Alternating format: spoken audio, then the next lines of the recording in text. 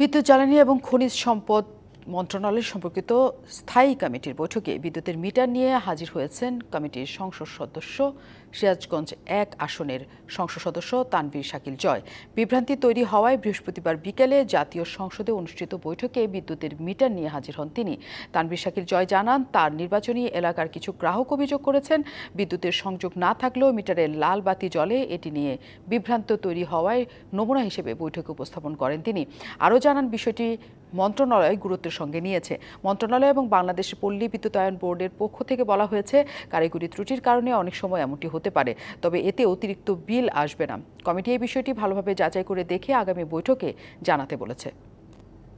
বিভিন্ন সময় ওই আমার এলাকার গ্রাহকরা অভিযোগ করে যে তারা ওই মিটার যদি নষ্ট হয়ে যায় বা ডিসকানেক্টেডও থাকে তখনও লাল বাতি জ্বলে।